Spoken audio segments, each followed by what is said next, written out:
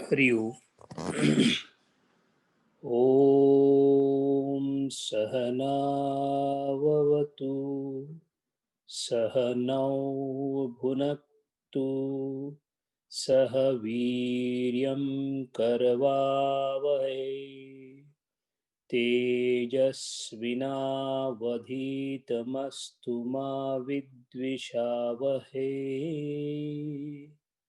ॐ शान्ति शान्ति शान्तिः।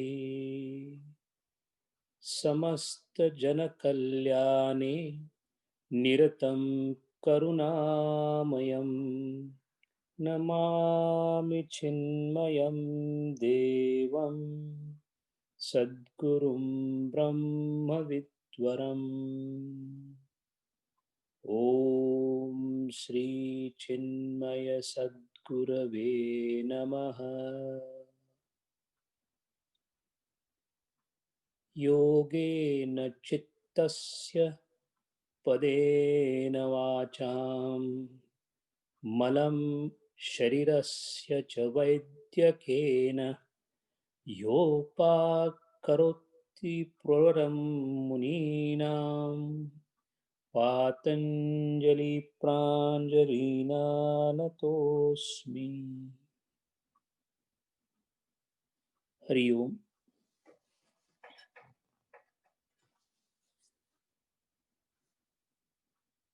For anyone who intends to start the study of Yoga Shastra,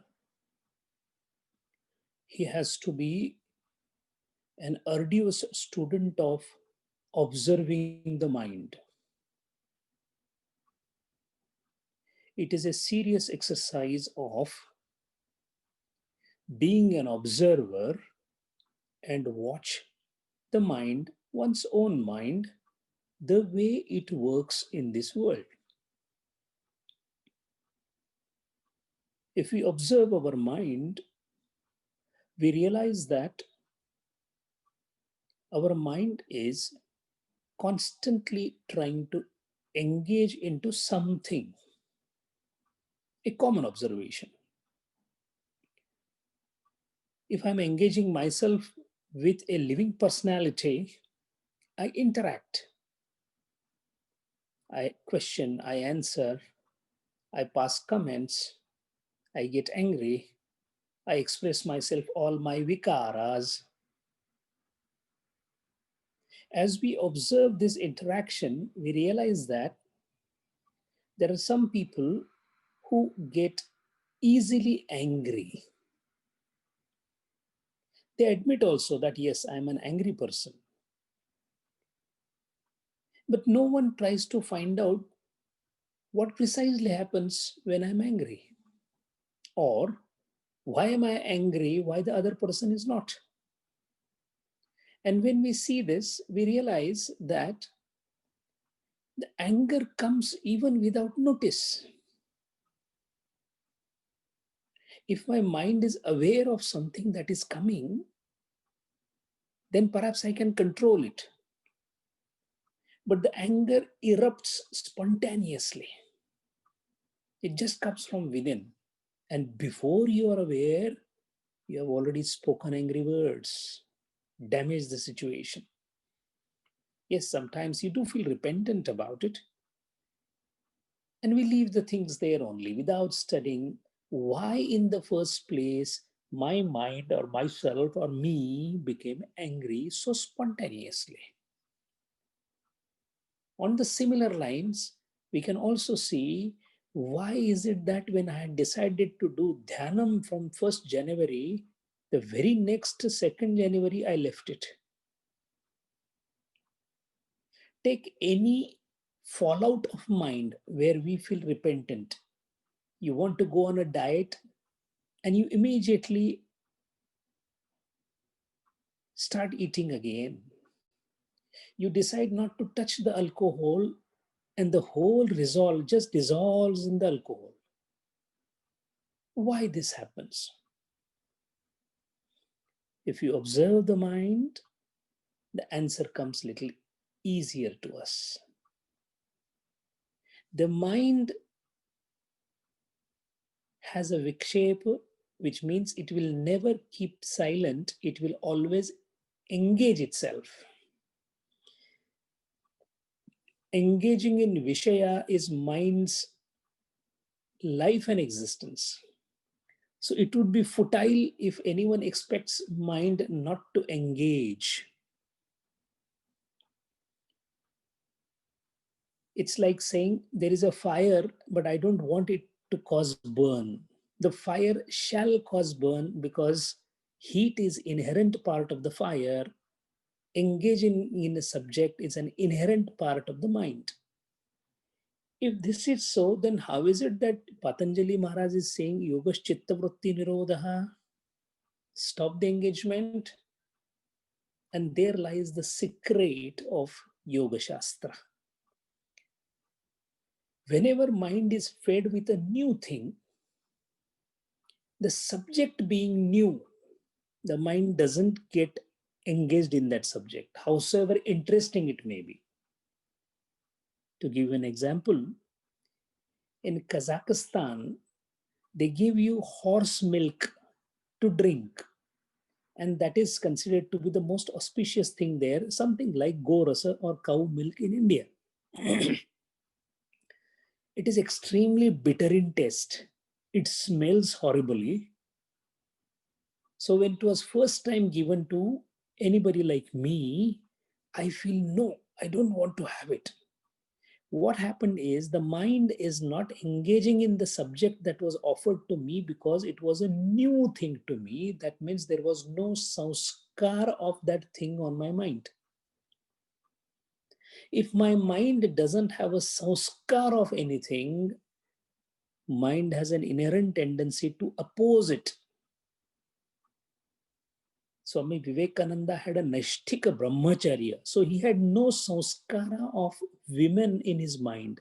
So any women making any advances or any seducement, he used to feel abhorrence. When we try to study in any new subject in engineering or medical college, we don't go running after the subject saying that, oh, how nice. We say, no, study is boring. Somehow you put your mind into it because you have to pass the exam. Why somehow? Why painful? A alcoholic, if he is told to take alcohol, does he feel the same thing? He is happy. He wants to run towards the alcohol. But no one runs towards Upanishadic studies because sanskaras are not there. When a sanskar is done in the mind, that means once the previous interaction is done, and if this interaction is repeated again and again, then the mind gets used to that subject, which is called vikar. And when the vikara is there, mind always tries to go in an area which is known to it, well-known territory. A well-known territory of mind, when mind comes across it, it does not even wait for your permission. It simply goes there. This is called vikara vashata. As a child, till up to say 9th standard, 10th standard, depending upon everybody's experience, there is a no concept of having a touch of women's body in mind. Then once the touch comes in, and again comes in, and again comes in, the person becomes kama vasha, kamatura. Because why? The mind likes to go to the well-known territory again and again. So in case of vikara, the mind does not ask the owner. On its own, it runs to the subject and the owner just keeps watching helplessly. That is called vikar. While in case of sanskar, it is the owner who is trying to put the mind into the subject. See the difference between sanskar and vikar. Sanskar is deliberately done by balam, by the owner, the jiva, asking the mind to engage into a subject, while in vikar, mind goes without asking the permission of the owner to the subject or vishaya, it is called vikara vashata. The mind controlling the person is vikara vashata. The person trying to teach the mind is samskara vashata.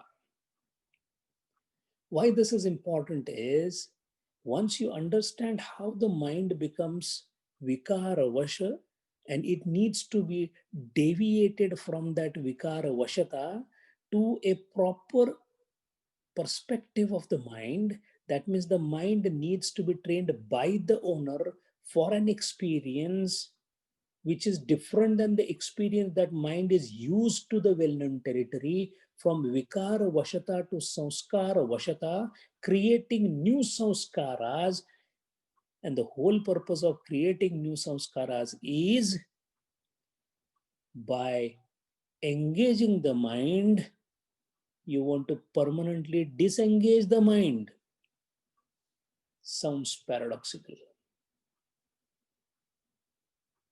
By taking the mind away from one vishaya, putting it into another vishaya, so that mind can be made to go away from vishaya. You have to take the mind away from the pub or the brothel, put it into the temple, in order to see that it doesn't go even to the temple nor to the brothel. That is the procedure.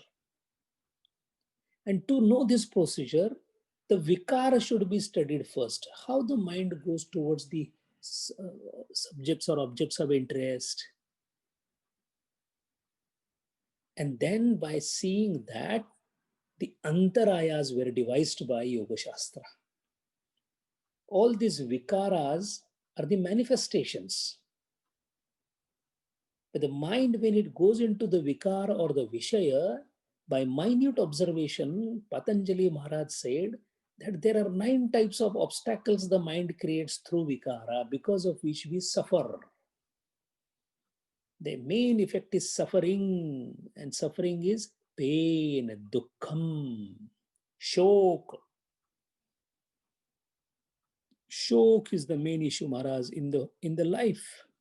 There is shok. We want to become ashok, without sorrow. All efforts in this world of everyone, singly, jointly, community-wise, society-wise, state-wise, nation-wise, internationally, everyone wants Ashoka Avastha. And none seems to get it except the yogis, because yogi strikes at the root. The world tries to be at the tip of the branches, which can never bring end to the sorrow. The sorrow, dukkham, comes from the vikara vashata. Vikara vashata comes because the chittam, the antakarana, faces the 9 obstacles: vyadhi, styana, samshaya, pramad, avirati, alasya.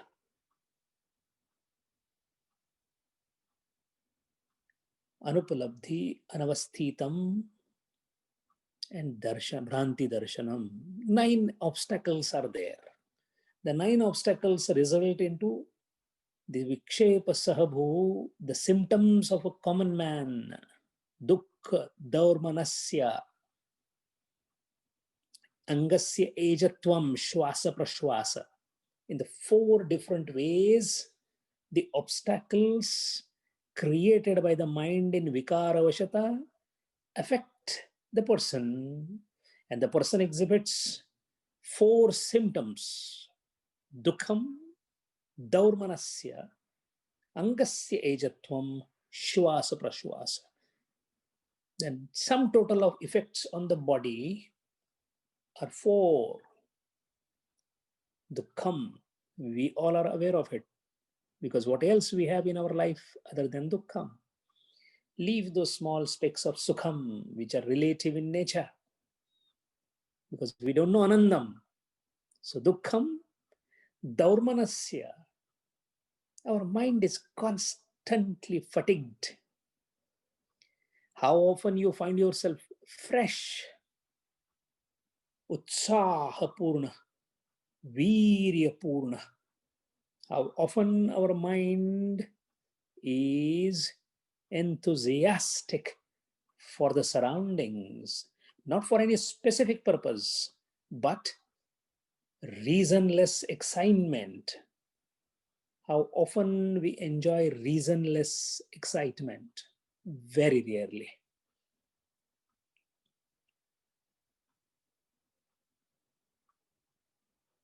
So once it is clear that dukkha dharmanasya angasya ejatvam, this dharmanasya in the modern world is called stress. Almost all the diseases that the mankind is facing now are adhyatmic in nature. The adhibhautika trasa, which was more in the ancient times, the snake, the tiger, the bacteria, they are not more affecting us.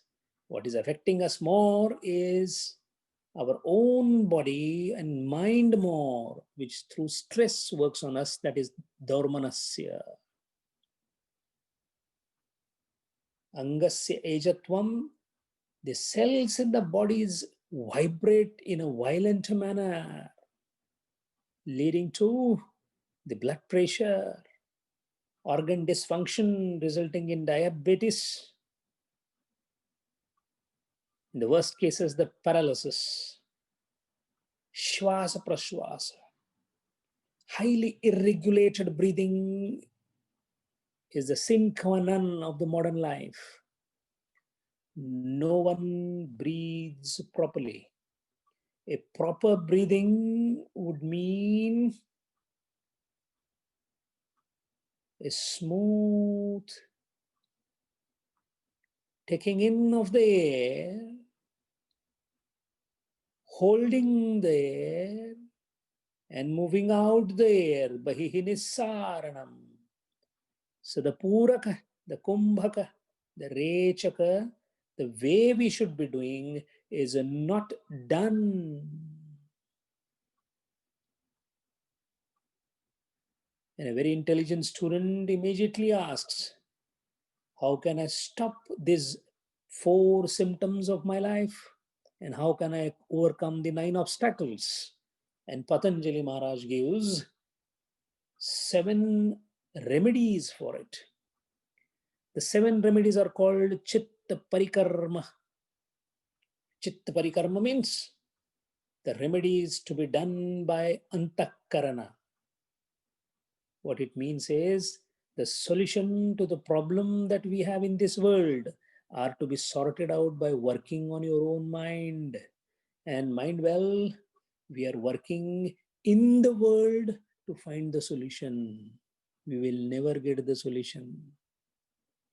Howsoever big the scientific discovery may be, tons of Nobel Prizes may be won by the people, but the solution to the problem in the world cannot be found in the world, because world itself is a problem.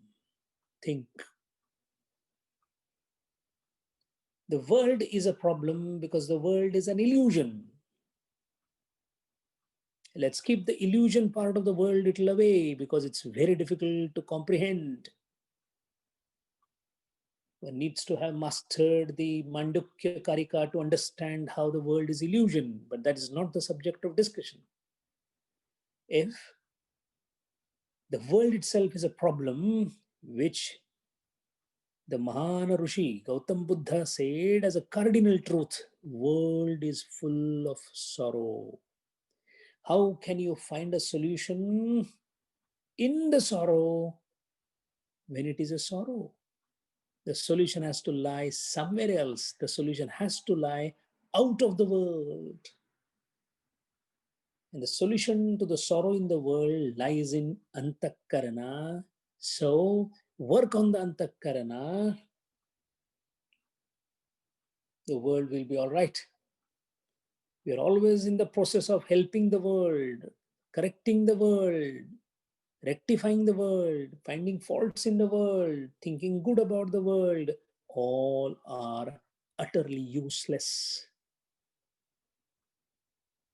Even the yajna tapadana karma, which is mentioned in Bhagavad Gita, is for the chitta purification. It is a preparatory exercise. So the world is a laboratory where you prepare yourself so that you can work on antakarana, mind well. Antakarana is the ground where the ultimate exercise has to be undertaken. The final battle, the Mahabharata war, is going to happen in the antakarana of an individual. The world is just a preparatory school. Yajna, dana, tapakarma are the karmas. The siddhanta of Advaita also is you cannot achieve salvation or mumukshata or moksha by karma. So karma yoga cannot give moksha. It is jnana that gives the moksha. But in order to reach the jnana yoga, the karma yoga has to be done in the best possible manner, which is nothing else but the preparatory exercise you undertake in the world to purify the mind. So what is our role in this world? Every action, every thought, we have to purify ourselves. What are we doing now? Every thought, every action, we are dirtying our mind.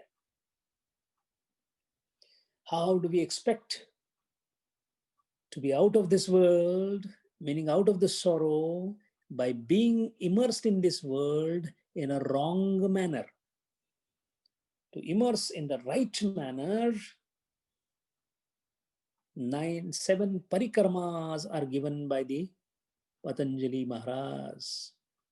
How great the obligation of Patanjali Maharaj that he wrote it down through their own experiences. Jivan Muktas like Gurudeva has freely given us the gift how to come out of this sorrowful world and get established into that state where there is no sorrow. And these 7 parikramas, all of them have one thing underlying them, and that one thing underlying them is ekagrata. Ekagrata. Entire Yoga Shastra is reverberating with one single tone: concentration, ekagrata. If you're a sincere student of Yoga Shastra, if you're not somebody who are restricting Yoga Shastra to Tuesday morning for 1 hour, and if you're really serious and sincere about your life as sadhaka, then every moment you should observe your mind and ask a question: am I concentrating? And don't ask a stupid question. I'm working in the office. How can I concentrate? No, sir. The work in the office is an object of concentration.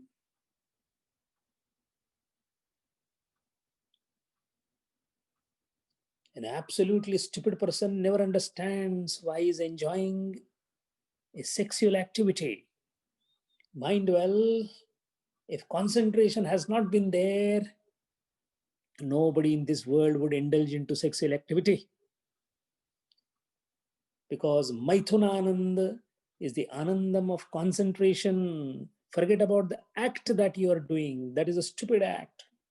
You may touch somebody's body and you can still feel extremely happy if that body is of your fiance. You may touch the water and you may feel anandam if it is a cold water in a heavy summer or scorchy summer. So the objects that you interact, they are immaterial. What is important to know is all anandam in this world is the result of concentration, nothing else. Even the food that we eat, even the running that we do, even the exercise that you do, even the meeting the near and dear ones, everything that we call joyful in this world is a result of concentration. So concentration, ekagrata, if it is ubiquitous in our life, in every interaction that we do, no wonder we shall be marching towards Anandam faster. In order to do that, the concentration exercise has to be taken very seriously. Because the concentration required in Yoga Shastra is of a very high order, it is an exercise undertaken with great amount of determination by the person. The sheer grit of the mind and the preparedness. For the preparedness, in order to increase the concentration, the 7 Chitta Parikarma given by the Patanjali Maharaj, which starts with Maitri, Mudita, Karuna, Upeksha, when you behave in the world. So if you are in the world, you have to be in this mode of 4 things. Be indifferent to bad people. Don't even pass comments about them and be away from them. Be always with good people. How can you be with good people? You can be with good people if at all they're existing, or else in the thought you can be with Gurudev. That is called Maitri. Mudita. Anything that is happening good. If there is satsang happening, you should feel happy about it, because it is a gift from God for you to come close to the God. If in this world, if you find anybody suffering, don't ask the nationality, don't ask the religion. If you ask a genuine question to yourself, don't you feel good when your neighboring country, who is your enemy, if there is even an explosion there, we feel, acha, wow, they got a retribution, very good. Don't think on those manners. Every pain in this world, even to the enemy, is a pain to us. That is the level of sensitivity that the heart, the chitta, the antakarna should have when it comes to somebody suffering. This is first method. In the second method and onwards is methods of pure concentration. You can concentrate on the tip of the nose, on the palate, on the tongue. The second method. The third method is you can focus and concentrate on the Hridaya Pundarika, the lotus of the heart, between the chest and the stomach. Imagining a heart. Imagining the heart in the beginning and then perceiving the heart in that manner as you go higher up in the concentration. The third method. The fourth method is Vishayavati. The fifth method is you can focus on the heart of a pure person. Think of Gurudeva and his clean antakarna.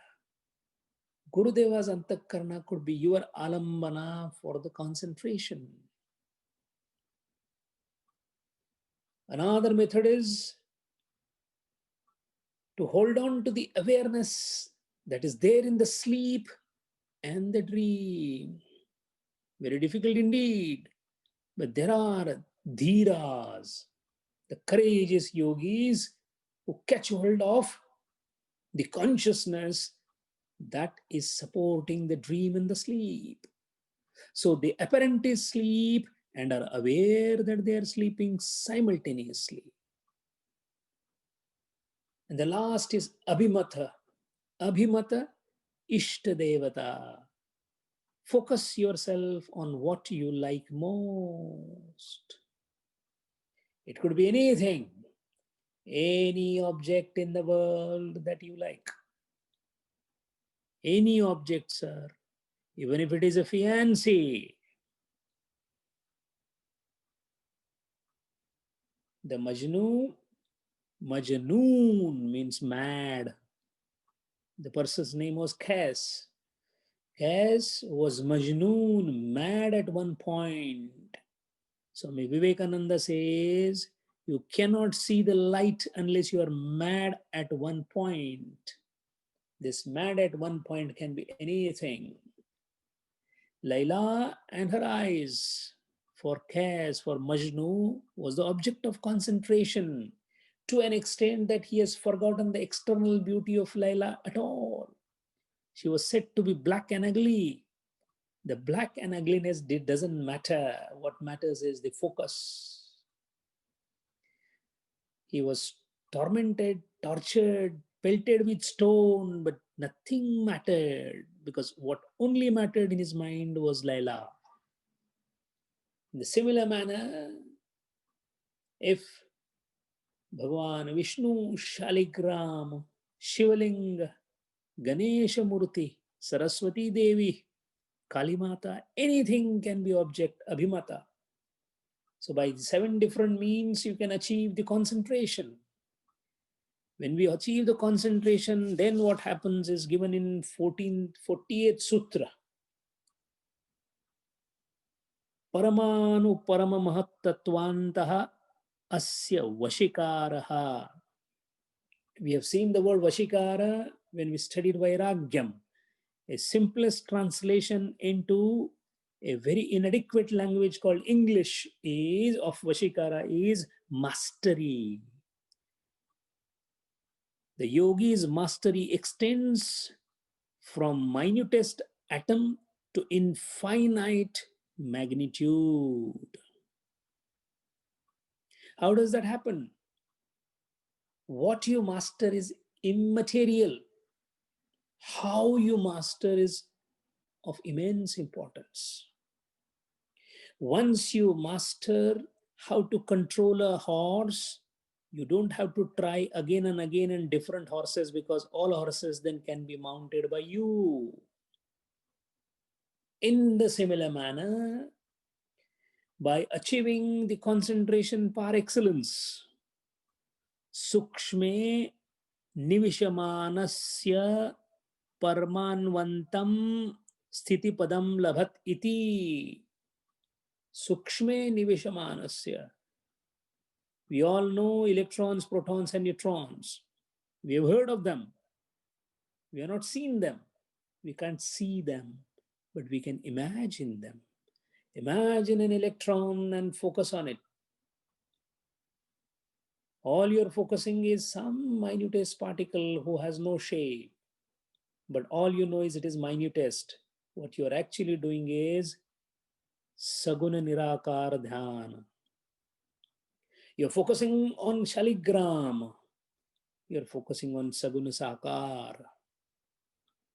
You're focusing on Om. In the beginning, you may get some sound or some shape in front of you. But as you move forward, the Omkara dissolves. The concentration continues on Nirguna and Nirakara. Every concentration that we do, we start from Saguna Sakar because it is the easiest to do. Something that has manifested in the form of Nama Rupa is easier to concentrate because the mind is not yet trained. What to talk of concentration? The mind is not even trained to bring itself back from other subjects on one subject. It is called Sanchayana.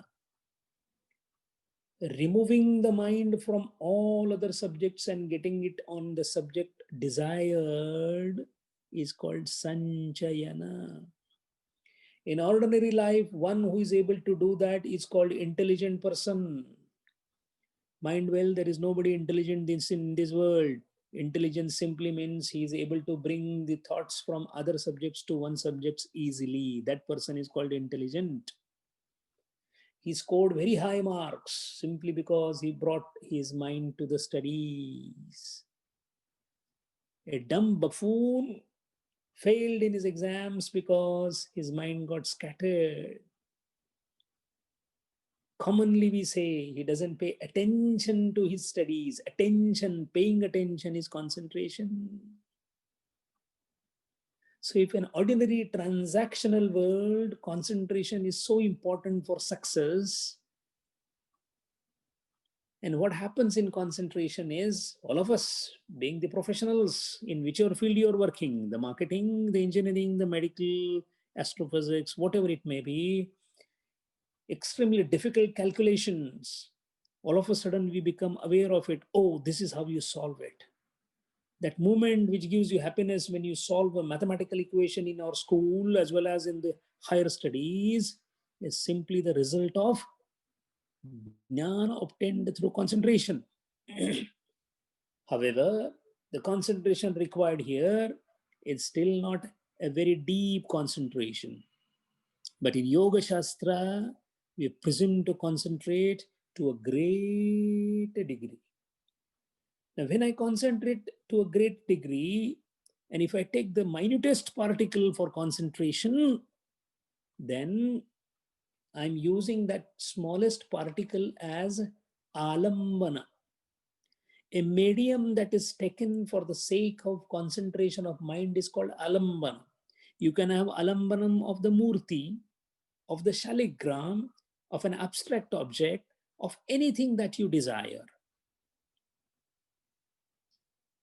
Then comes the question, what about my mind can think of memory?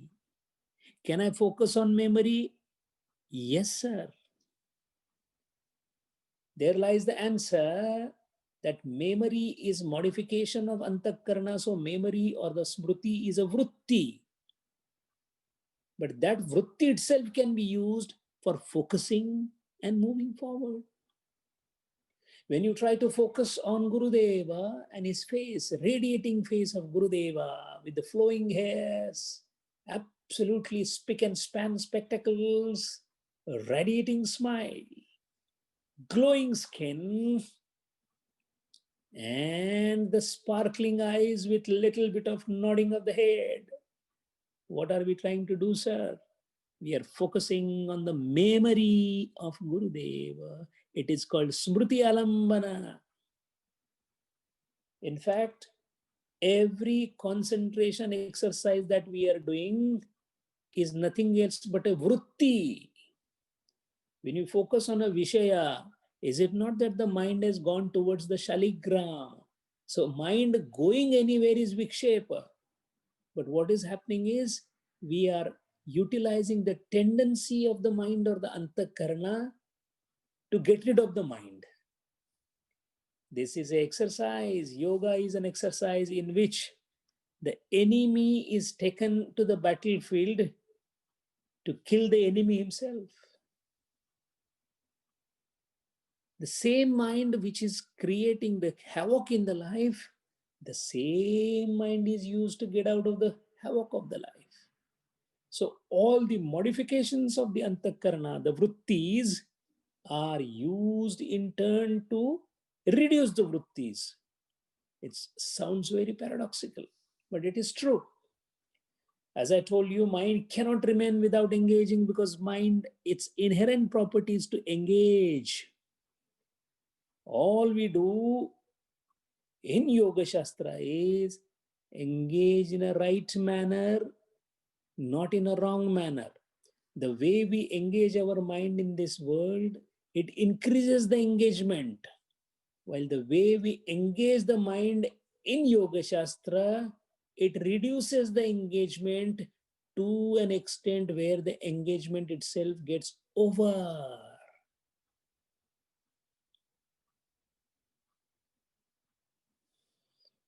It is the same poison. If you take in higher quantity, you will die. If you keep taking in smaller quantities, you will become immune to the poison. The concept of Vishakanya in the older days. It's the same thing, sir. The same mind is now used. The object is allowed to be engaged. The only condition is the object should be only one and not many. Take one. Because one is required, it is called ekagra, ekagra. When later on, even ek is not required, it is called niruddha. So, sir, the whole process is moving from multiplicity to unitary object, from unitary object to no object. And when there is no object, when there is nothing is engaged by the mind, will the mind be alive? The mind is dead. It is called aman avastha. while engaging in one object under ekagrata, mind experiences something of a higher realm. So far, the mind was engaging into worldly objects through vikara vashata. We all know the experiences, dukkam, sukham, different tastes, different things. This is our world of experience. But the yogi, when he starts concentrating, the antakarna gets elevated into different level of experiences. And we saw that he gets different types of smells, sounds, divine shapes, light, sound of the bells, the conch, even the thunder and the lightning. They all come, they're experienced by the yogi, yet no one close to him can experience it because it is experienced in the mind, at mind's level, in the world, which is elevated world, because the mind is elevated from the normal grounded mind to the higher mind. The higher elevated mind is called Unmani Avastha. Unmani Avastha is when the mind is disengaged from the world around. And through the art of concentration, it has started moving upwards. And that mind, that antakarana, which has gone up and elevated, starts experiencing. A person who is on the ground has a different experience, but when he starts floating upwards in the skies, the experience is different. All that can be said about those experiences are they are pleasant. Pleasant they are, that's why the yogi wants to experience them again and again. When these experiences are experienced by the yogi, it is called as a ruchi. A taste is developed in concentration. Such a yogi, when he tastes the first nectar of concentration, now on his own, his mind gets inclined to do the dhyanam or the concentration, because now the samskaras have been converted into vikaras of higher type. That anandam being superior to any anandam that you get in your day-to-day life, the yogi automatically develops a vairagya for the day-to-day life, because he says, I have a much higher anandam in dhyanam.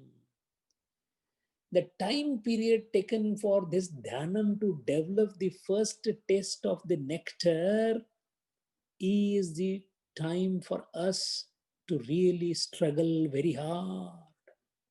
Initially with balam, forcefully, determination, we have to control. This control is called sanyatendriyata. Once the shamadama is achieved, then only you can start floating upwards. You have to be very light. You have to discard all the weight of your body. The weight of your body is because of the desires. Jindagi bahut halki fulki hai, वजन तो खाली आशाओं का है. Discard your asha, desire. The body becomes light and ready to move upwards. That means the one who has done the vairagyam, more the vairagya, more the upward movement towards the higher realms of mind.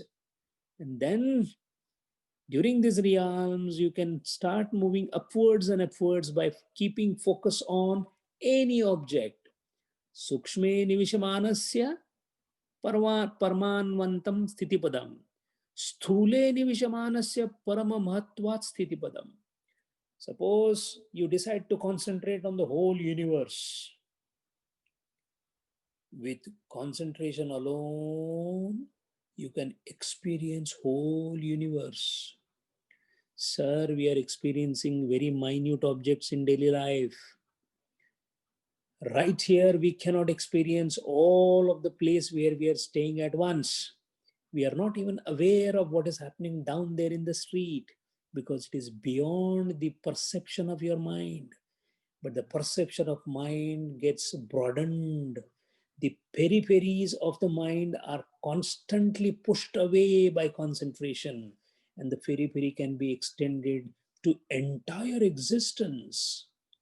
When the universe is the object of concentration and the mind is going slowly widening itself to cover the entire canvas of the universe, you will really get the knowledge of the universe, because you will identify yourself with the universe. Tukaram Maharaj had this experience and he immediately wrote an Abhangam. Anu Renuya Thokada Tuka Akasha Evada. He says, what to talk of atoms and molecules? I have become large as sky. The Pavanaputra Hanuman indicates a constant state of mind which is in most expansive mode. Because the one who can actually occupy the Akasham is Vayu. So Vayu, what? The Antakarna gets elevated. In the smallest body of a human being, absolute intangible thing called mind or Antakarana has so much of enormous power through ekagrata to expand and experience the entire universe, depending upon where you focus. Ubhai kotim anudhavato ya asya apratigataha saparo vashikaraha. Only condition is the concentration has to be apratigata. Apratigata, without impediment. A constant concentration, undisturbed on a thing, reveals the thing. Then comes the question, Ata labdha sthiti kasya chetasaha kim swarupa kim vishaya va samapatti riti. What happens precisely when a yogi focuses on such a big akasham or a molecule? What precisely happens? And then comes the 41st sutra. And this sutra is extremely important for us for all the remaining part of Patanjali Yoga Sutra Darshanam. A word is going to come now called samapatti. We have to keep this word in our mind forever. What is samapatti? We are going to see in detail, because this word will be constantly repeated. Ekagrata samapatti. Ekagrata samapatti. Chitta niruddhata samapatti. This will keep coming in the Yoga Shastra. We should be fundamentally very clear about the meaning of this word. And the 41st Sutra deals with that particular month, that particular word called samapatti. Kshina vruttehe abhijatasya iva manehe grahitru grahana grahyeshu tatsthata tad anjanata samapatti. This is the sutra, and this is also the definition of what is samapatti. The English translation, in a very crude manner, of this particular sutra is like a superior and clear gem, that is money, spatika, like a superior and clear money, the kshina vritti chitta. Kshina vritti chitta means the antakarana whose vrittis are slowly coming down, which resides in grahita, grahana and grahya. Grahita, grahana, grahya means the cognizer, the cognition, and the object of cognition, or the cognate. When envelopes grahana, the akar of the vishaya, it is called samapatti. Let us try to understand what samapatti is, because it is the essence of concentration. I am concentrating on this thing called pain, This pen is the object of concentration. I am concentrating, and the process of concentration is going on. As concentration increases, the process of concentration, and the object of concentration all become one. What do you mean by all become one? This is a conscious object. I am a conscious person, observer, and the process is also conscious. So consciousness is trying to cognize the consciousness through the process of consciousness. Now, when me identifying myself as an observer, identifying the object as an object, and identifying the art of concentrating as concentration, when these outer coverings go, what remains only is consciousness, observing consciousness through the process of consciousness. Now, all the three are consciousness. Can they be separate? They can never be separate. So consciousness then merges into the consciousness of an object, and the process of consciousness, all consciousness come together. So what remains, sir? What remains is undivided object and the subject coming together and merging together. So I become the pen. The pen becomes me.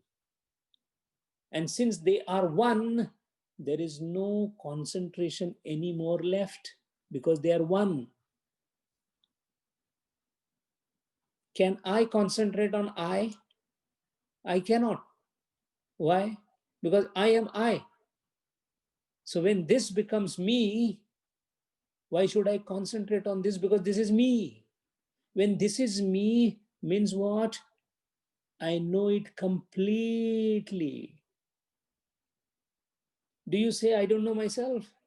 I always say, I know myself because I am me. So this becomes me. So I know everything about this because this is me. In other words, when this is separate from me, I do not know what this is. Let's take an example. For all of us, this is pen.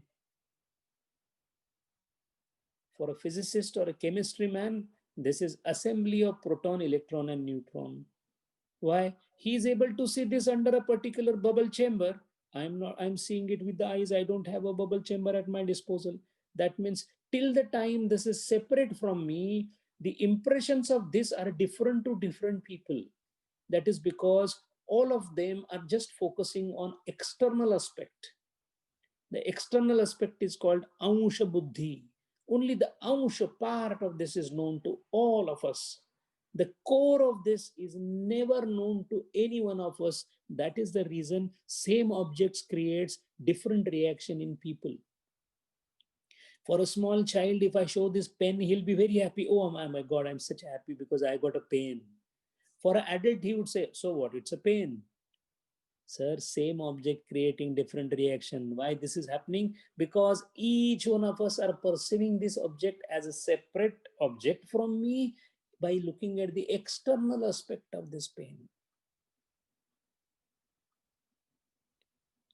To a dedicated anatomist, a lady walking on the road, he would say, oh, she has got a wonderful gluteus maximus muscle as well as she has wonderful forearm muscles, because he's looking at only muscles. To a poet, if the lady is walking on the road, he would say, what a beauty, and he will start describing the beauty. To a kama, to a person, he would say, oh, she's such an object of lust. To a rishi, he will say that, oh, another consciousness is walking on the road. To a child, he will say, she looks like my mother. To a brother, he would say, she looks like my sister. The object is same lady being interpreted by different ways because we are looking at the external aspect. Only those who have uncanny ability of looking and perceiving the consciousness in the object, for them, it is nothing else but me, because I am consciousness, this is consciousness. Yastu sarvani bhutani atman eva abhudvijanata tatra ko moha kah shoka ekatvam anupashyate. Ishavasya Upanishad. This is the technique. Then comes the question, If one is focusing and concentrating to such a great degree, then how does he look outside? A person who is constantly in concentration, how does he perceive the object? What is the rupam? Kim swarupa? Kim vishaya? In samapatti, what happens? And that is why in samapatti, in a manner of a pure crystal, if he has any object, colorful object nearby, the crystal takes the rupam or the qualities or dharma or guna of the nearby object. To take an example, normally the example which is taken is a hibiscus flower put close, which is red in color, which is put close to a pure crystal. The crystal shall have the redness in it. Now what happened? The dharmam of flower got implanted, superimposed on the crystal. So for that moment, the crystal appears red. This is called adhyasa. Adhyasa means existence of qualities in an object which do not belong to that object because they belong to something else. Seeing y in x, when y is a separate thing, is called superimposition of y on x, which is called adhyasa. Adhyasa, superimposition. So bahya alambana vastu, whichever is there, when the consciousness goes in concentration to that object, it imposes, it takes all the dharma of that object in chitta. That there becomes an adhyasa between the object of concentration, so that that object of concentration gets superimposed on my mind. And when my chittam is completely filled with that object, then what will happen? I will completely know the object because my chittam has grahya. It has taken that completely. The object has dissolved in my mind. That is called as chitta becoming grahyakara. Grahya means the object to be swallowed. Grahya, grahana, to swallow, to cover, to envelop. Grahitru, the one who swallows. Object, grahya, grahana, process of swallowing. When these are complete, the grahya, the object, is swallowed by my antakarana. So my chitta, my antakarana becomes grahyakara, vishayakara. In other words, that entire object has come into the mind fully. When I say fully, even now, when we interact in this world, the object does come to our mind. That is how we come to know this is pen. But what comes to us is, when this comes to my mind, my entity as observer remains intact. Entity of object as object remains intact, and the process of seeing remains intact. Because of this, since I keep my identity intact and keep the object's identity intact, I only come to know the partial nature of this object. To know the full nature, I have to be one with it. Is it not that you can read all the engineering books? You can if you know the English language. But do you understand it? No. Why? Because you only know the words written in that book. Only partial knowledge you got that this is a book of engineering. When we study the theorem, then the theorem comes into our chittam and gets established in our chittam. Then even if it is lying in the engineering book, it is lying in your mind, so you know it. You say, now the book is not required. What happened, sir? Where did the object go? The object is not required because I am able to concentrate and take the object and establish it in my chittam. This is possible when there is kshina vritti. So what happens is, by being one with the objects around, it is possible to have knowledge of the object in toto, completely. Now comes the question. There are so many particulars in this world: the horse, the cart, the wood, the iron, These are particulars. But when you go to the core of everything, the core is same. That is called universal.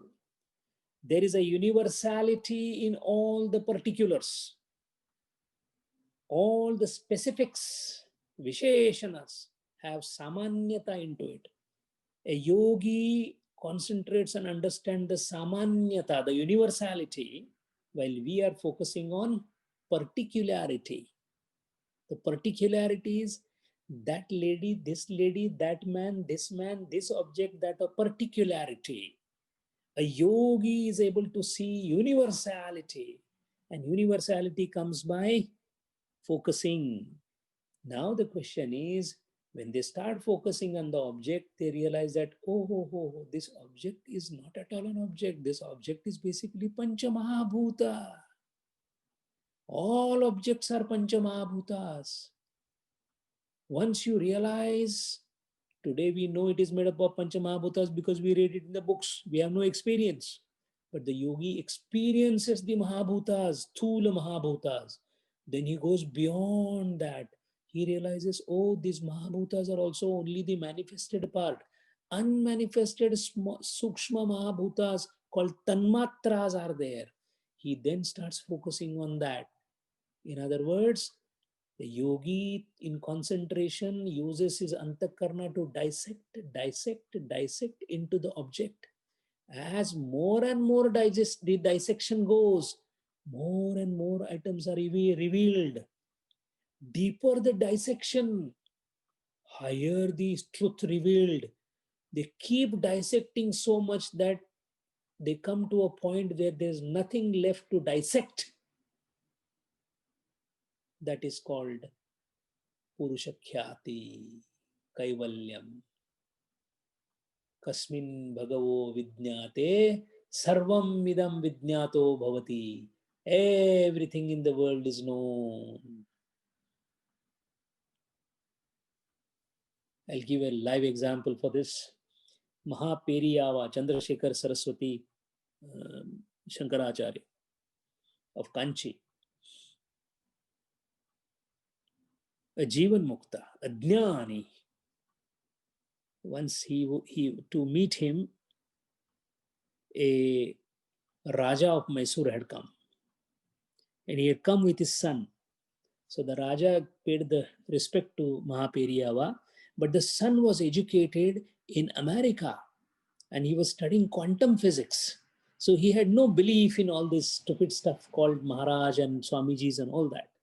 So he somehow just folded his hands, but Mahaperiyava noticed that he's not somebody who is believing in whatever is going on. So he asked on his own to this gentleman, what are you doing? He said, I'm studying, I've studied and I'm a lecturer, I'm a professor in astrophysics, in physics. And he stopped there because he thought what this old man will understand, Mahaperiyava. Mahaperiyava asked him a question. May I know the subject that you're teaching and your subject of specialization? With great reluctance, he said, I'm into quantum theory of physics. That is what I teach. And he expected Mahaperiyava to just keep quiet because he won't understand. But he was in utter shock when Mahaperiyava asked him, are you into positive quantum theory or a negative quantum theory? Which one you are teaching? Now it was the time for this gentleman to fall on the ground. And after that, Mahaperiyava discussed with him about negative quantum theory, which is still a sunrise theory in the theory of quantum field. And then he asked a nearby disciple to recite some Rigvedic sutras.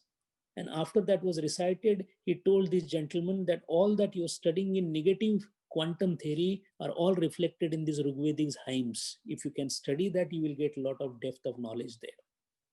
How is it that he got all this knowledge?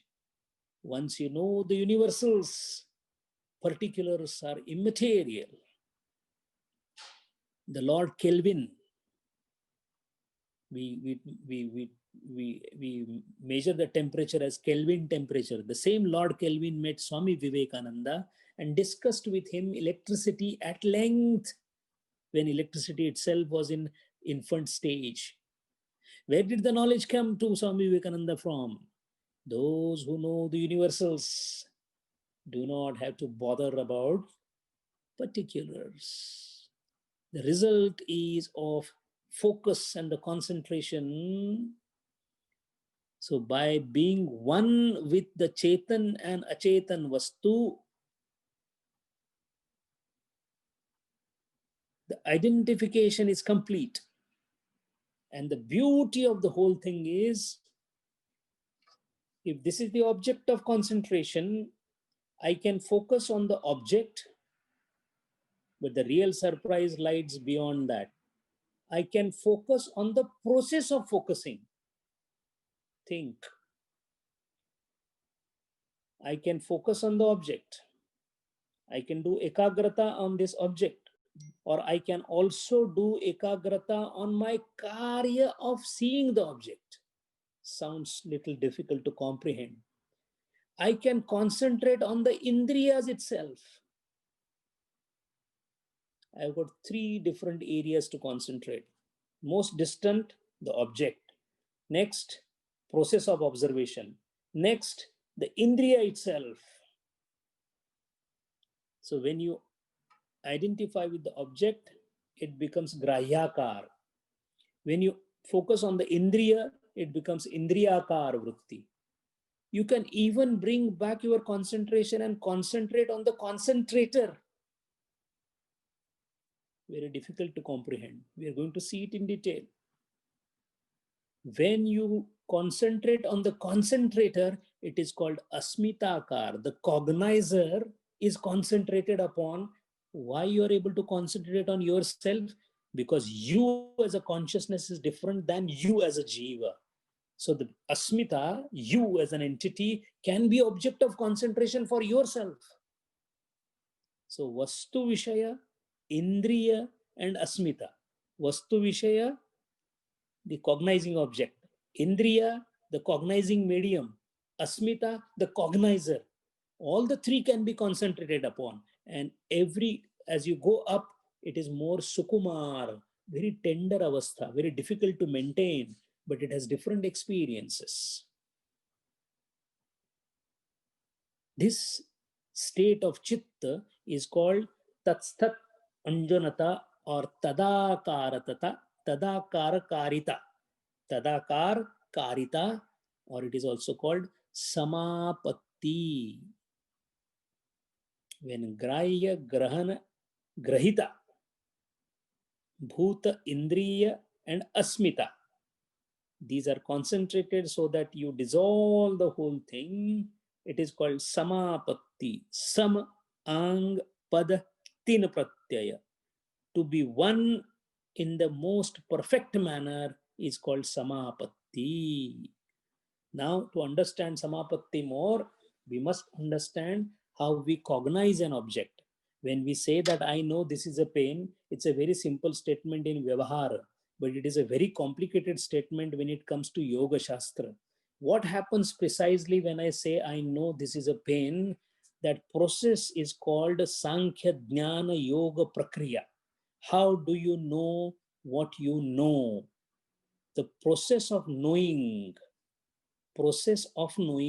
is called Sankhya Yoga Jnana Prakriya, that we'll be seeing in the next session, because based on this samapatti and a knowledge of concentration, we are then going to again understand all those samadhis of Sampradnyat and Sampradnyat in a new light.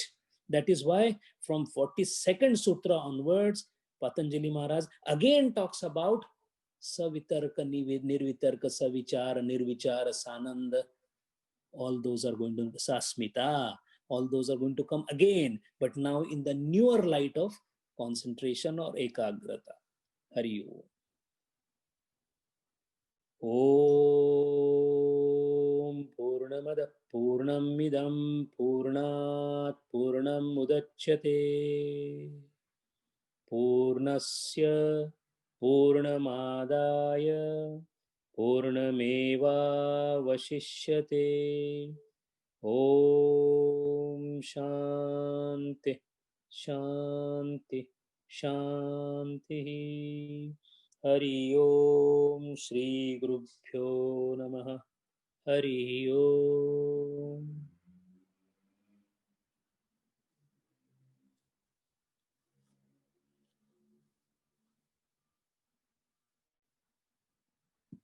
We will wait and see if there are any questions. Sanjay ji, just a clarification. Ji. You know, when you said that when we right in the beginning of the session, you know, you were discussing sanskar and vikar. Yes. And just want to share my understanding because I just want a clarification on the difference. You mentioned that when we focus on, let's say, an object, and you know, with neuroplasticity, by constant focus, you can change the brain and develop new sanskars. Yes. Right. Yes. And you mentioned that vikar is when the mind gets attached by constant engagement. Right. Right. So if you're building new sanskars, it starts with vikar and then becomes sanskar, or no. Vikar is constant movement of mind towards an object repetitively creates a vikar. It is, let us, we can understand it better by our own experience when we first experienced alcohol in our life. When a first time an alcohol is offered to a person, he takes it and says that, it is so bitter, I shall never touch alcohol in my life, because it is a new sanskar. Now what happens, he keeps on taking it just because of the peer pressure or whatever may be the reason. Repetitive consumption of alcohol after some time, then he doesn't require any force or any peer pressure. His mind only tells that, it is evening, I must go towards the pub. That is called vikar. And the first time what happened to him is called sanskar. So sanskar, when repeated too often by the mind, it becomes vikar. Vikar means visheshakarakatva, samskara means samyaka. So in the visheshakarakatva, what happened? There is a already tuning that has happened of the mind. So mind always has multiple objects to go to. It always prefers to go to that object which is known to it. A known territory is where the mind will immediately go.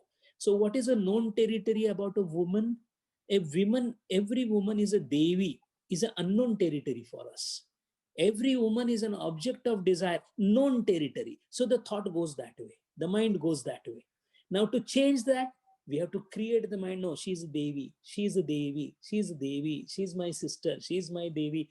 If this keeps happening, then what happens? That previous known territory is gone, new known territory is created. So it is also a vikar, but this is positive vikar. And then negative vikar is replaced by positive vikar, and then positive vikar through concentration is removed so that vikaras are gone. That means mind itself is gone.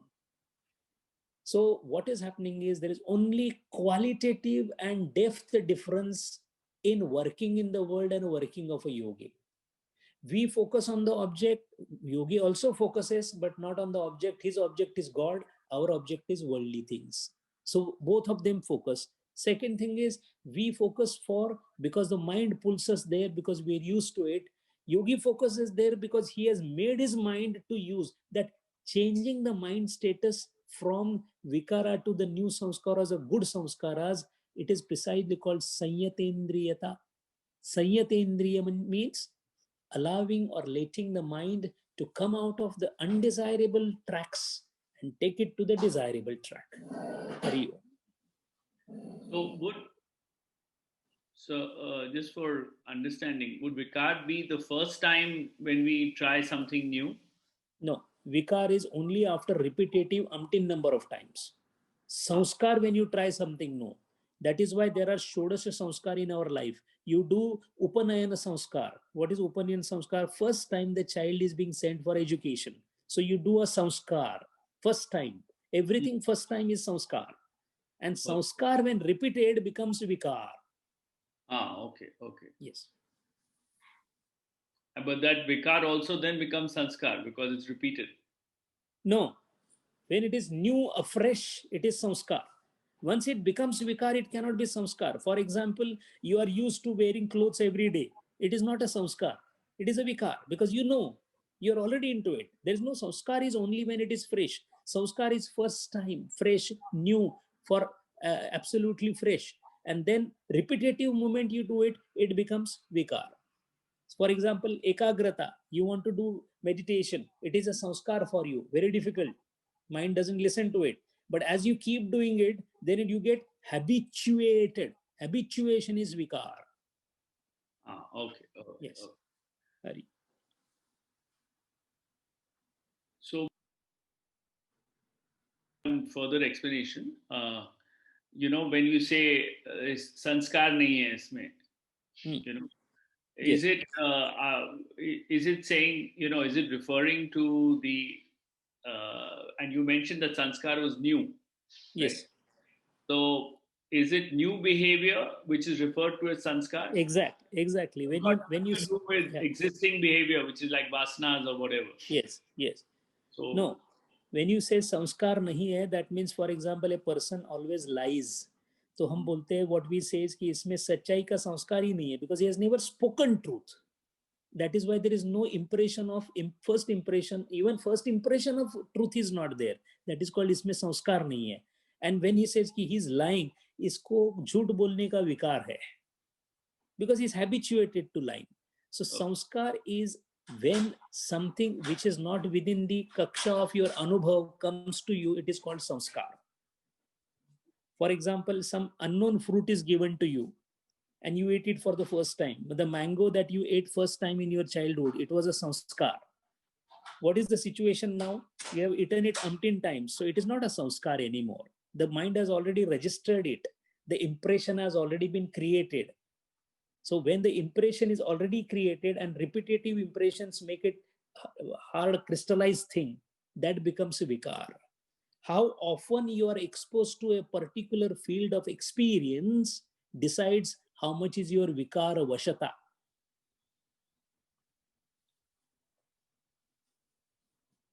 Hari, thank you. Yes. Hari. And one more difference, when we talk about samapatti and ekagrata. So it begins with ekagrata, and then once the observer, the object, and the process of observation becomes one, that stage is referred to as samapatti. Samapatti. Actually, apatti word in common parlance is used in a negative manner. Yes. Apatti means we say sankat. It is not sankat. Apatti means patta is to fall. Apatti means completely fall. Samapatti means correctly and completely fall into one place. Samapatti. So this is the culmination of concentration. Yes. If you concentrate, how long you will concentrate? Till you achieve samapatti. Beyond that, why you will not concentrate? Because where is the concentrator? Because concentrator is not there. So you cannot concentrate anymore. For example, you have concentrated solution, we call it. It is called samprukta drav, concentrated. You keep adding salt. The water dissolves it. After some time, the salt remains there because its ability to dissolve the salt is over. It is called samprukta dravan, or the capacity of the water to take any more salt is over. So you cannot add any more. Similarly, concentration, when it reaches samapatti, beyond that it cannot go. It is done.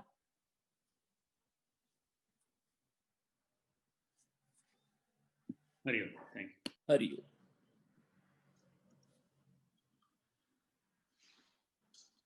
Sanjay ji, is it relevant to just check that presence of memory in both? Yes, see, memory itself is what you're holding on to, the thoughts. So when you have thoughts, that means the mind is going towards the memory. So mind, when it remembers, it is an activity of the mind. Any activity of antakarna is vikshep.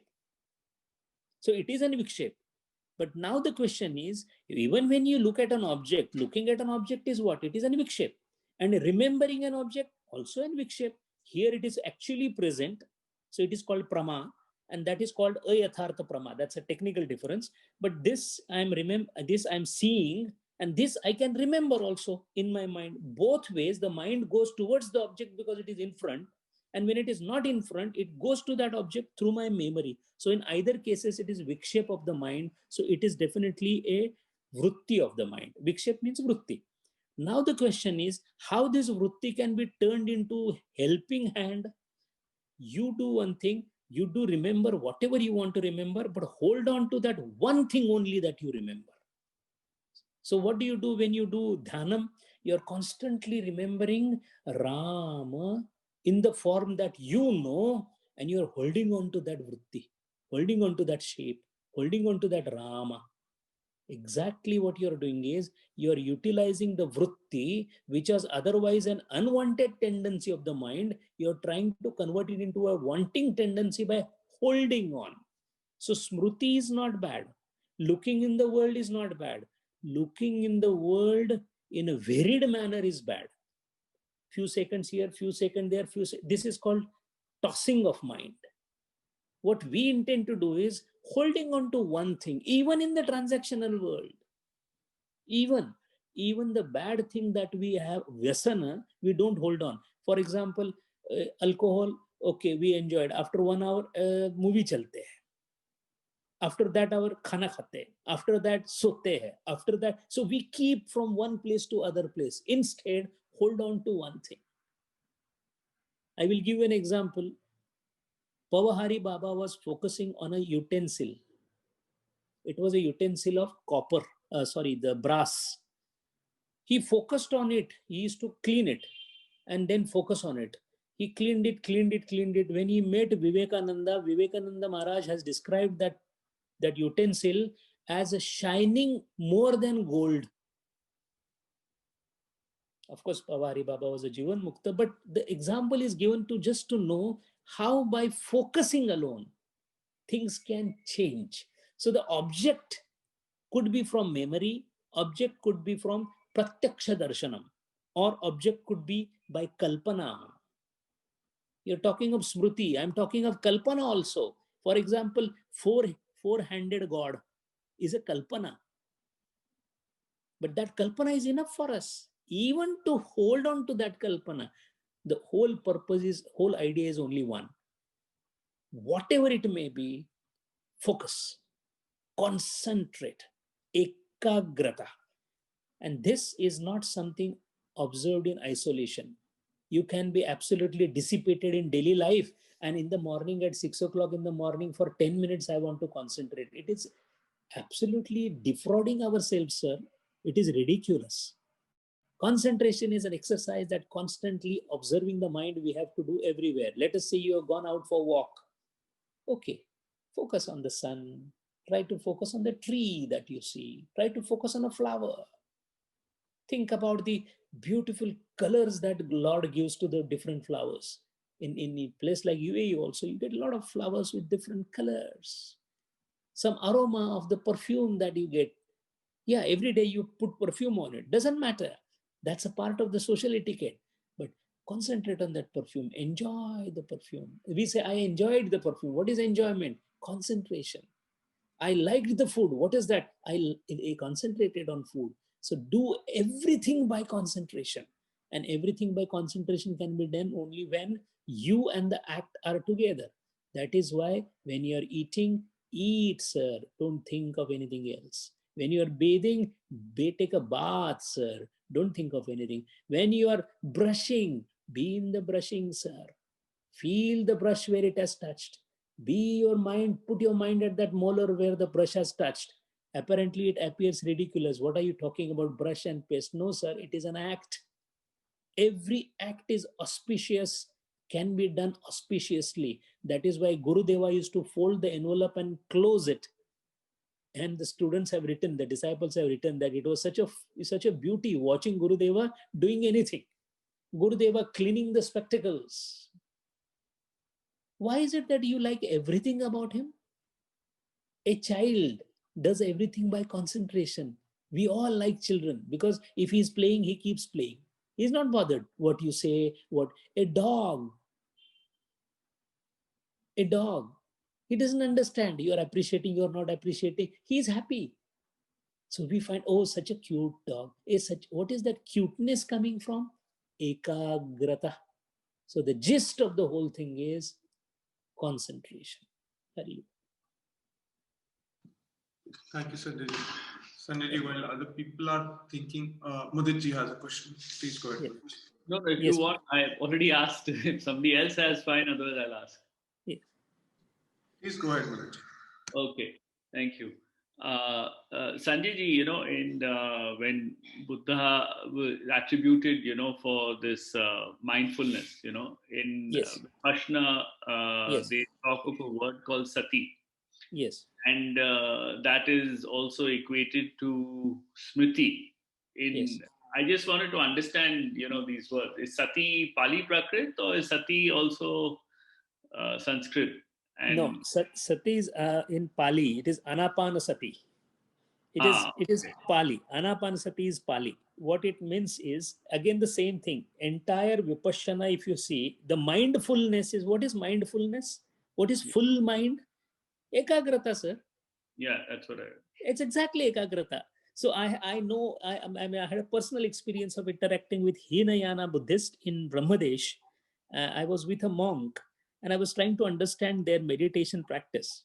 One of their meditation practices, all the monks are asked to walk a distance of just about 5 to 10 feet. And that takes about 2 hours. How can you walk 10 feet in 2 hours?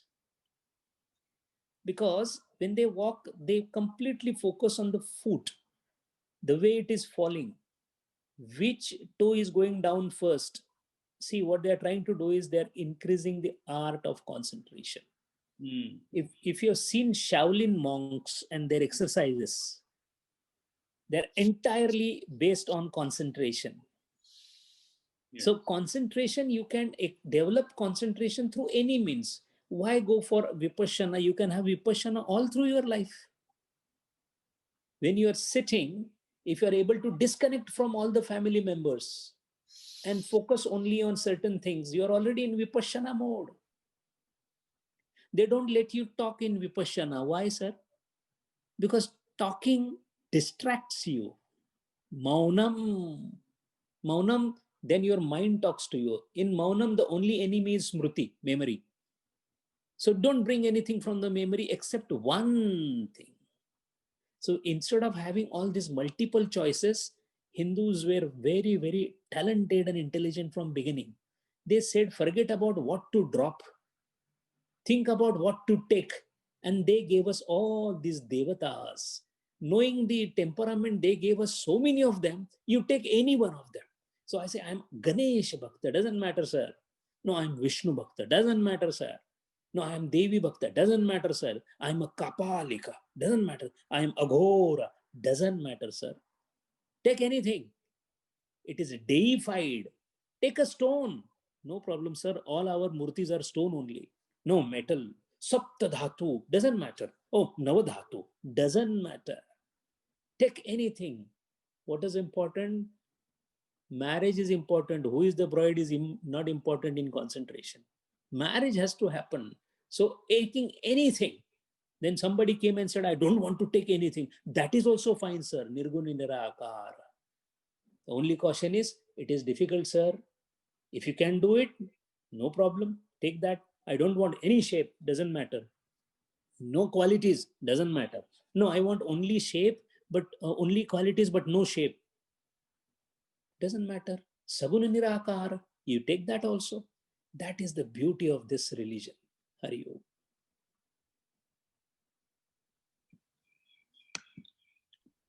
So just one other thing. When we say, you know, that there's a reference, Smruti and Smriti is the finer. Is there a fine difference between that, or is just pronunciation? Between Smruti and Smriti. You know, when it's spelled Smruti and SMI. Smriti. No. That is stupidity of English language. Smriti and Smruti. It is Smruti. Smruti.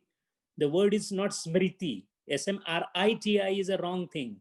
Smruti, smruti is the correct word. And that is remembrance, memory, or is it? Absolutely, smruti means memory, but precise definition of smruti we have already seen in the earlier sutras. Mhm. That which the antakarana catches and leaves, if it hasn't left, it is called smruti. This is how Vimrushata, this is how Patanjali Maharaj has described. You can refer back to that sutra, which is the definition of memory or smruti, where Nidra, Jnana, Smruti, Viparyaya, they have all been described in the earlier sutras.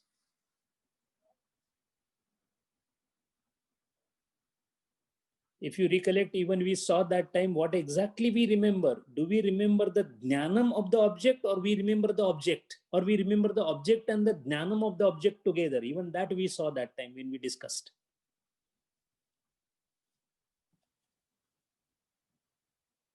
Hariom, Sanjay. Hari Om. I'll just wait in case Muditji thinks of another couple of questions. Not yet. Sanjay, maybe today we don't have the time, but there was this discussion around non-attachment and vairagyam in the beginning. Yes.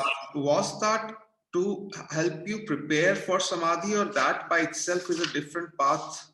Is it a preparatory to get rid of riddhis? Because earlier in some shlokas, we were also talking about how that is the path to understand the nature of the Purusha. So is one leading to another, or are they independent? Yeah, very good question. You see, we are trying to concentrate. Concentrate means one object. You can focus on one object only when you have not much interest in other objects. Am I right or not? If I have to focus on one object, my mind must not be going to other objects. When I'm trying to withdraw the mind from other objects, it is itself called vairagyam. Virag is non-attachment. Non-attachment means I am trying to withdraw myself from the other object. So you can start this way, that you first start taking less interest in the objects that you are right now getting interested into, like samsara. So you try to detach yourself first from there. Now the question is, detachment is possible only when I have been rewarded with something better. Something better is, why am I getting attached at all? Why am I involved in this world? Because I am getting sukham there.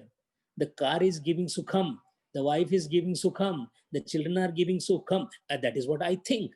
And that is why I'm constantly traveling there. But if I come to know that there is a bigger sukham and I test it, naturally I will say all this is stupid and useless. Why do you call a bicycle useless today? Because you have enjoyed the car.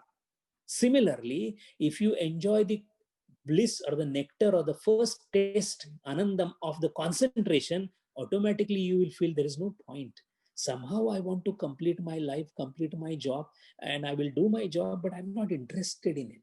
That less interestedness is vairagyam. So vairagyam is a preparatory stage, as well as vairagyam develops as you go up in the concentration. So more you are less and less interest in the world, more and more interest in Purusha Tattva, till the time you reach unlimited amount of bliss, anandam, called Purusha Khyati. In fact, we can only describe it theoretically. It is said that it is million times more than the maximum anandam that you can get in this world. Million. In fact, it has been quantified also in some granthas. So imagine that much of happiness you are getting. Why would you come to this world? If anybody shows a Gurudev a Ferrari or a jet or a plane, he will just laugh at it. He will say, what is it? What is he doing? Because he knows what he has. So vairagyam, as you move up, it automatically develops. And vairagyam itself helps you in concentrating. It is both ways. Hari Om. Sanjay, on today's lecture, the 9 obstacles were, so there were 9 obstacles, 4 results and 7 solutions. Exactly. Right? Exactly. Correct. Now the 9 obstacles are obstacles to concentration. Yes. Yes. Okay. Yes. So the way to handle an obstacle is to get rid of it, right? Yes. The solutions first. Yes. So if you have disease, you get rid of disease. If you have lack of enthusiasm, So that's the first way to handle it. What happens is, to the extent you reduce this obstacle, to that extent your concentration progresses further.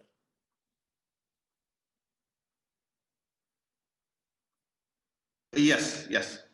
Clear. So let us take an example. Your body is perfect.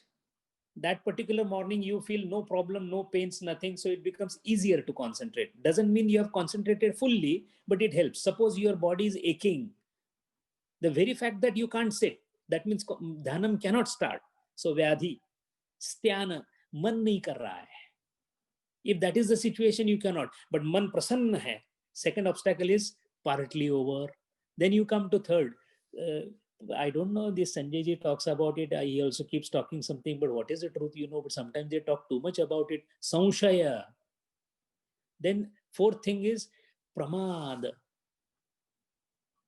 The lack of prama, buddhi. Then you have what is called as, even if you go further, it doesn't stay there. Why? Because your mind again goes avirati. You are trying to focus and suddenly you remember, oh, in the office today I have to, it has already gone there. Avirati. So this is how these obstacles are. As you start reducing them, the concentration automatically, and you come to know about it. You come to know that ab mera dhyan theek lag raha hai. Be honest with yourself, you'll come to know. So this is how obstacles are reduced on one end. The dhanam keeps on increasing at one end, and the middle four effects, they have direct relationship with concentration. Moment you feel, moment people around you will say कि हाँ आजकल आप दुखी ज्यादा लगते नहीं हो, क्या बात है, खुश लग रहे हो. That means they are observing in you without you noticing it. Sometimes Swami Vivekananda and people of that kind, they just dance around themselves. They just take a round of a dance around themselves. It is something that comes from within because of lack of dukkham. That is why they say nothing wrong in the world. The world is a beautiful place for them. For us, oh, it's such a difficult place, full of stress. These days, all that our crying is constantly on because we haven't understood the world. So concentration, once you do this, one of these 7 parikarmas, chitta parikarma, as we told, one is focus. That is when you are alone. But out of 24 hours, 9 hours we are in the world. That time, the first one is going to help us. Maitri, Mudita, Karuna, Upeksha. That is constantly. Maitri, Mudita, Karuna, Upeksha. Maitri, Mudita. Constantly we have to keep in remembrance. Moment the tongue starts talking ill about somebody, ye do bekar aadmi, immediately say, sir, Upeksha. This is not Upeksha. This is criticizing, Ninda. Cross it. Moment you feel ki, what, वैसे तो कोई भी first आ सकता है. No. That means Mudita is not happening. Say, be happy in his happiness. Develop, inculcate that. So this is sadhana. As you keep doing it, you will definitely find life is changing. Yoga Shastra has power of changing soul. What to talk of life? Hari Om. Hari Om, Sanjay ji. Sorry, one more thought. One more. Yes. Again, time does not. So these things, let's take one. So for meditating on a knowledge of your God, right? This is shown as a replacement or to help you concentrate. Yes. But we are also talking about this to help us reach samadhi of one of the other types, right? Yes. Yes. Or are we saying this is step 1 and then you go to meditating on Om or oneness or become, or so is this a route to then go into Samapraya, or is this the end? What happens to the army when the soldier practices shooting practice on a shooting range? Is he killing the enemy? He's just practicing it on the shooting range. But once you know how to practice it on the shooting range and you hit the bullseye on that chart, then you are fit to be a soldier, because now when the enemy comes, you can definitely kill the enemy. Similarly, all these exercises of concentration are the armaments that you are making and preparing ready. Once you know how to concentrate here, then what they do is they simply remove the level of concentration higher up, higher up, higher up. But already you are a shooter par excellence. So for you to move upwards, there will be difficulty, but it is not that you can't do it. Because your preparatory exercise, mind well, all this samapatti is still a preparatory exercise for the samadhi. Samadhi is still further. So through samapatti, we reach there. That is why it is called sampradnyat samadhi. Sampradnyat samadhi means you are focusing on murti. The very word that you are focusing on murti, 3 words came. You focusing on murti. That means you are in still sampradnyat avastha. Only when you is not there, focusing is not there, murti is not there. Now what is there? Samadhi avastha. So all these what we are seeing are the preparatory exercises in the sense of higher goals. So when you do this for the obstacles, the chitta parikarma, it is preparation for samapatti. Samapatti is preparation for asampradnyat samadhi. Asampradnyat samadhi is preparation for dharma megha samadhi. Dharma megha samadhi itself means Ishwara Koti. This is how it moves. Hari Om.